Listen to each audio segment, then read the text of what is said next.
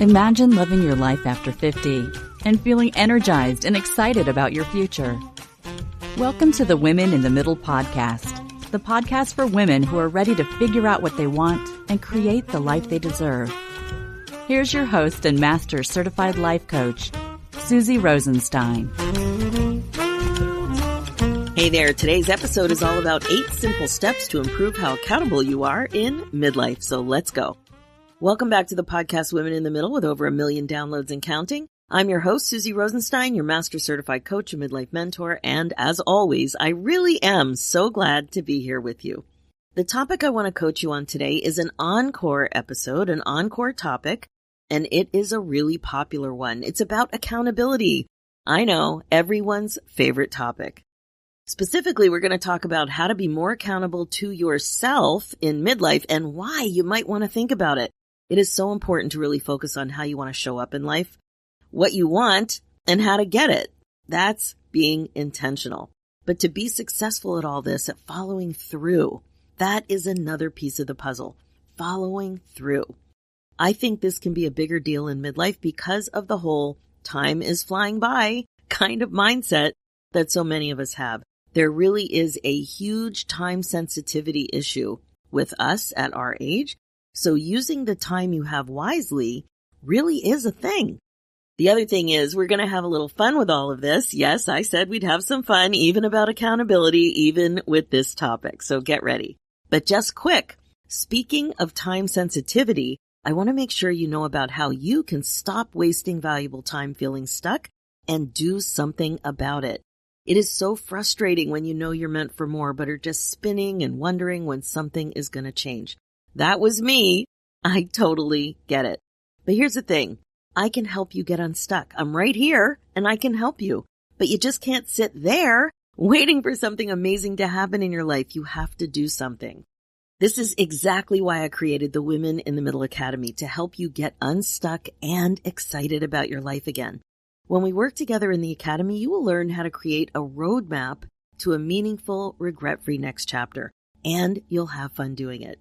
So if you're ready to change your life and learn the skills to unstick yourself with some masterful coaching, a top-notch curriculum, an infusion of creativity, and a warm, fun, and awesome community of like-minded women, then let's talk about it. I would love to be able to help you get unstuck and happier than ever before. One thing's for sure.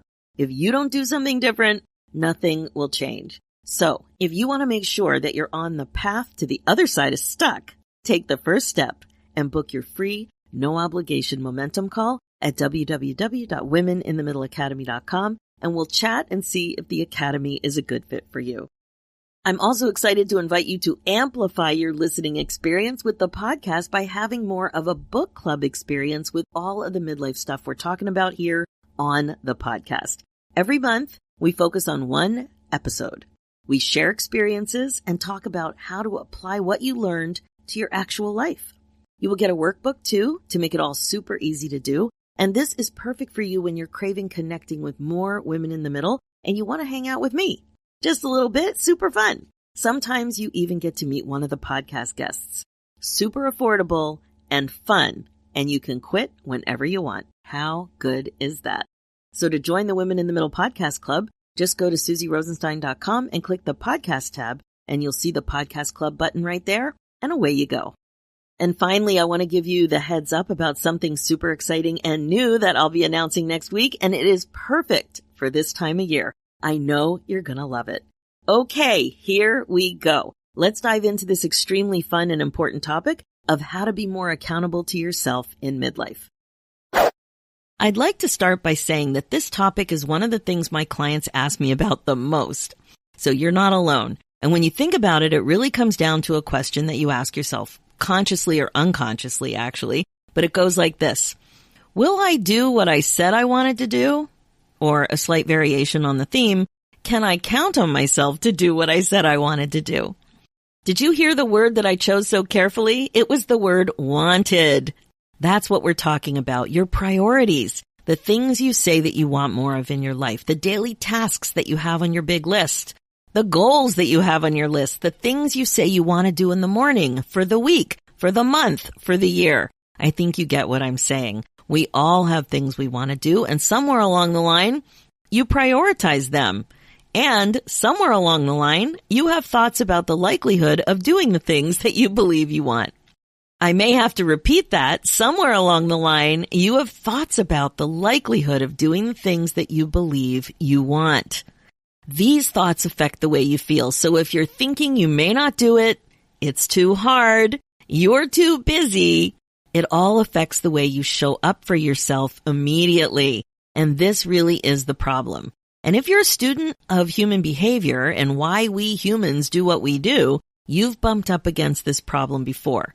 Why don't we do what we say we want to do? The answer is what I just mentioned. It's because of the way you're thinking about whatever it is.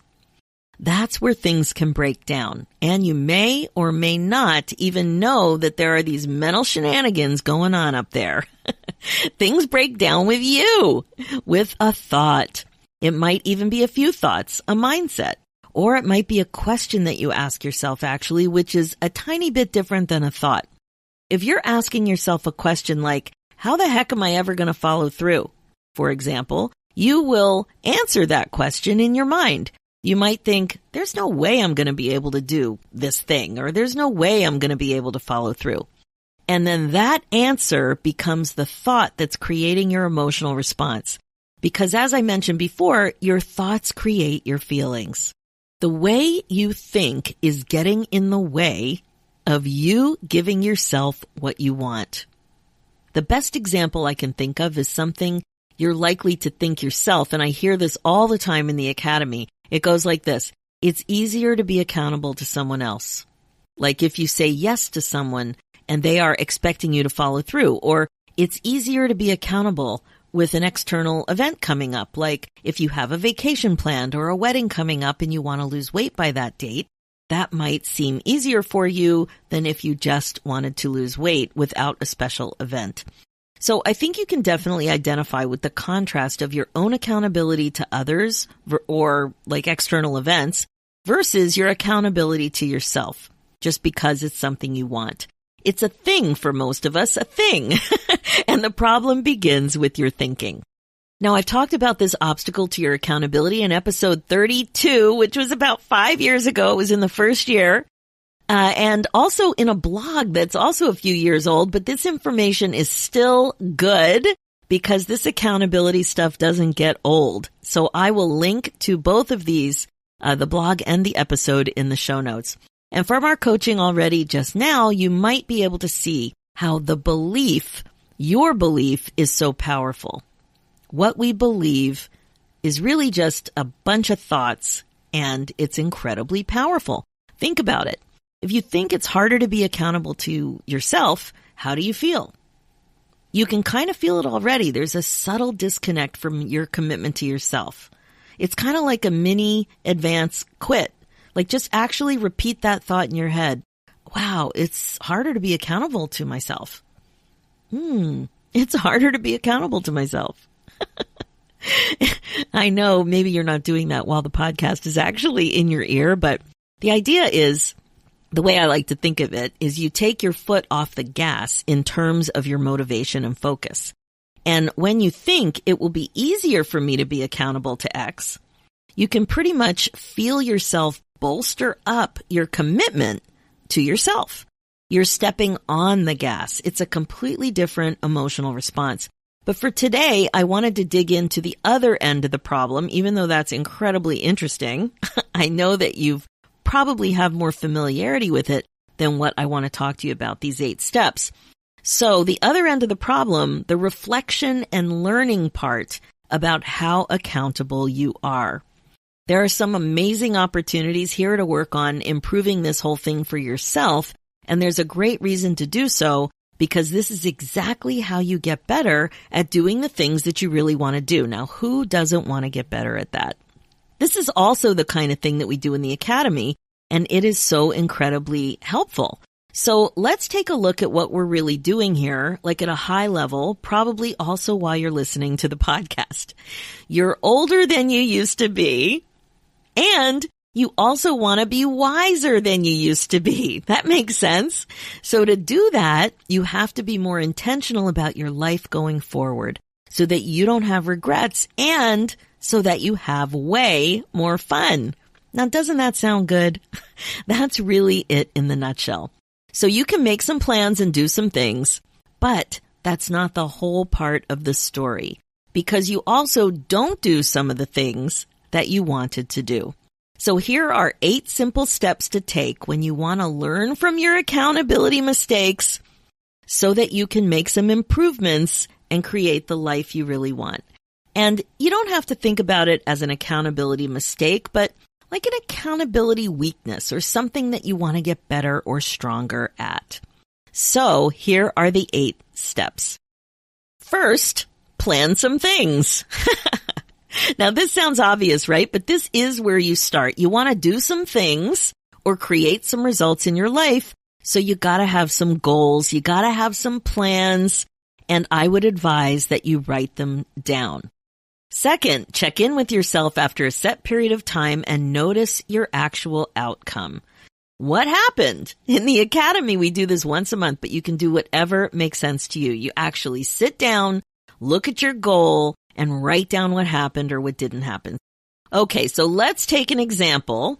Let's say that I wanted to get up at 6:30 in the morning and do some stretching and some exercising. And so that was the goal. And I want to look at it for a month. So my goal is to get up at 6:30 in the morning, which is earlier than I currently get up. I would write it down. That's planning some things. And then second, I want to check in with myself. So after a month, I want to look and see what happened. Oh, what do you know? I only did that 2 times out of a whole month. And then I forgot that that was even my goal. So that is what checking in with yourself after a set period of time looks like, and notice the actual outcome. So there's no point in fudging it because I want to learn from it. So I just notice what happened. I write it down, what happened or what didn't happen. Third, be curious about what actually happened and ask yourself why. Now, this step is usually skipped right over, but it's so important. How else are you going to learn anything about your shenanigans? So you want to ask yourself what helped, and you also want to ask yourself what didn't help. So with the example of getting up at 6:30, what helped me get up 2 mornings at 6:30 and do the exercises that I wanted to do? And then what didn't help? What didn't help me get up those other 18 times for the month? What didn't help? So what helped was that I was motivated and I thought about it the night before. I even pulled my clothes out. What didn't help is when I was too tired and I just wasn't really focused on it. But really being too tired was a big part of it. 4, notice what you were thinking and how it related to what happened. Now, this may be a bit more challenging, but you actually have to think it through. It's easier to see what you're thinking when you're really specific. So try to think back to the exact moment when you were doing something or procrastinating or making excuses. So for me, I'm going to think back to when I was in bed, when I was actually in bed, and what it was like to hear the alarm. And I can see right away that I was thinking, I'm too tired, and there's one more thought, skipping today won't really matter. So I noticed those 2 thoughts by going back to that exact moment. Number 5, ask yourself if you like the reasons you didn't do what you wanted to do or didn't get the result that you wanted to get. Now this is so good. Be honest with yourself too, to really understand how the result you created for yourself is sitting with you. So when I ask myself if I like the reasons that I didn't get up in the morning and do those exercises, 18 of the 20 possible mornings, I don't like the reason. The reason was I was too tired. I could have easily gotten more sleep, and I could have easily laid my clothes out. I could have been more focused and reviewed things at night. It just seems like I'm not that crazy of that reason. And then the other thing I noticed was that thought, it won't really matter if I skip today. And I can see that was just not great thinking. It wasn't useful at all. So I need to be very aware of that, and I need to just embrace whether or not, like I need to own it. Do I like those reasons that I didn't do what I wanted to do? Number 6, ask yourself what you would have to feel to follow through on your plans the next time. That is, if you weren't happy with your result.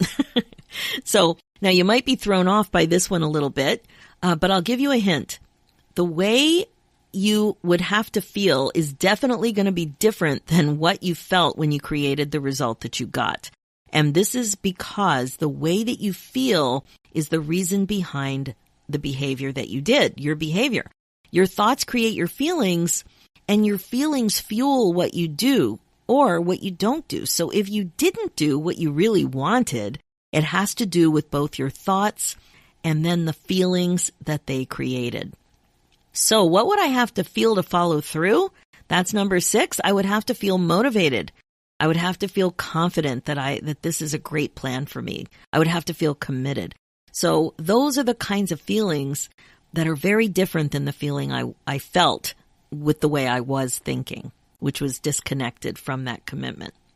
Now, number 7, ask yourself what you would have to think to feel that way. So how would I have to think to feel motivated? That's what I have to get at. And getting to the thought you would have to think on purpose to create the results or outcomes that you really want is critical. It's intentional. And just like your feelings, if you didn't get the outcome you wanted, your thought will have to be tweaked. It wasn't working for you. It wasn't useful, at least with that goal, right? So you have to own that. So what would I have to think to feel committed or to feel motivated? Like decide on the feeling and then ask, what would I have to think to feel that way? It would have to be something like, I love this plan. I made this plan on purpose. I'm excited about how I'm going to feel after I accomplish this goal. Whatever I decide today will matter. All of those ideas, and it's what it is for you.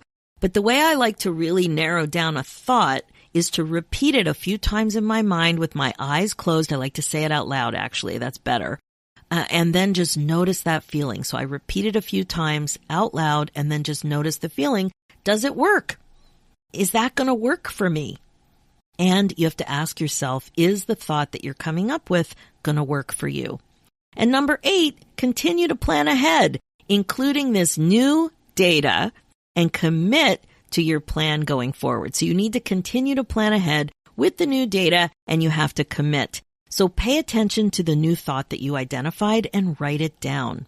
Remind yourself of what you want to think on purpose. And you can remind yourself however you like to remind yourself. It might be a sticky, it might be a reminder in your calendar, it might be a note on your mirror, or it might be a note that you put on your nightstand if you're looking at your alarm clock, or like whatever it is for you. I think for me in this example, a note on the alarm clock would be helpful, which is usually my iPad, but I could actually stick a sticky on my alarm clock, which doesn't get used anymore, but it's still there.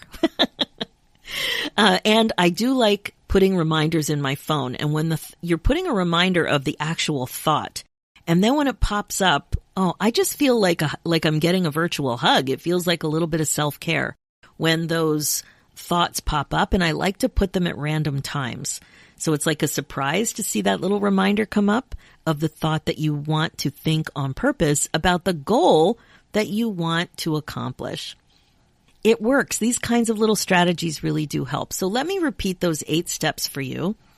They're simple but important. So number 1, plan some things. Number 2, check in with yourself after a set period of time and notice your actual outcome. Number 3, be curious about what actually happened and ask yourself why. Number 4, notice what you were thinking and how it related to what happened. Number 5, ask yourself if you like the reasons you didn't do what you wanted to do or didn't get the result that you wanted to get.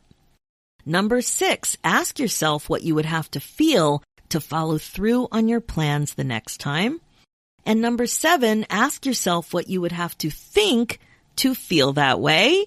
And number 8, continue to plan ahead, include what you learned, and commit to your plan going forward. So, and write it down. There you have it. It makes a lot of sense, doesn't it? To actually reflect on what happened, why it happened, and what changes you can make to help yourself create what you want It's a brilliant plan for your accountability, your personal growth and development, and your next chapter in general. Now, a few last reminders, just 2 actually. That's a couple. As you're probably aware, support can be incredibly helpful when it comes to accountability. This is one of the main reasons that people love working together and being together in the Women in the Middle Academy. We have monthly coaching calls about accountability specifically. So if you would like to learn more about how all of this works, please book your momentum call with me and I'll tell you the details. Just go to www.womeninthemiddleacademy.com. The system works and it's super fun and incredibly supportive. Also, remember what we talked about near the beginning of this episode. Even your general mindset about how accountable you are and how accountable you are capable of being is a thought. Thoughts can change. If you always think you're not that great at being accountable to yourself, how do you think that kind of thinking will impact your life? If you think this way, you will likely perpetuate this reality for yourself. That's not what you want. So really work on increasing your awareness of your thinking, especially about accountability. Now, if this is you, I wonder if you can be open to the idea that you're getting better at accountability. Can you be open to that? That's a good little baby step. I know you probably don't want to think, oh, I'm a rock star at accountability. Maybe that's not you just yet. But if you are the type that is really wanting to work on this some more, you'll start increasing your awareness, and you really do want to be more reliable when it comes to your own goals. So can you think something like this? I can be open to the idea that I'm getting better at accountability. I just think that's a beautiful baby step, and it just opens the door just a little bit at this idea of improvement. And this would be way more useful for you, a way better way to think about your amazing self. And I know that your amazing self wants to do a lot of cool things. So let's increase the likelihood that it's going to happen. Accountability can be thought of as a skill, and you, my friend, can get better and better at it, especially with increased awareness of what you're thinking. That's it for this episode. Now, as you know, this podcast is all about how to love your life again after 50. It's really all about coaching you to be more intentional and to incorporate mindfulness into your life as a regular practice. This is how you put yourself on your agenda, my friend. My focus as your midlife coach is to help you get unstuck, clear, and focused on your current values and priorities so you don't have regrets. I can help you create the success you're looking for. I would love to be able to help you get unstuck and happier and more fulfilled than ever before. So go ahead and book your momentum call at www.womeninthemiddleacademy.com and we will chat. I'm also excited to invite you to download a copy of Top 10 Tips to Reimagine Your Life After 50. It's free and it's super useful when you're looking for some journal prompts to start thinking about who you are, what you want, and what is really possible. So head over to www.susierosenstein.com/10 questions. And it's the number 10, 10 questions. And finally, for show notes and links, head over to www.susierosenstein.com and click the podcast tab and look for episode 357. You'll see links there for the new show too, Women in the Middle Entrepreneurs. Are you listening yet? I hope so. There's lots of great stuff there. Thanks so much for listening. It's time for you to put yourself first, one thought at a time. I'm Susie Rosenstein, and I'll talk to you next week.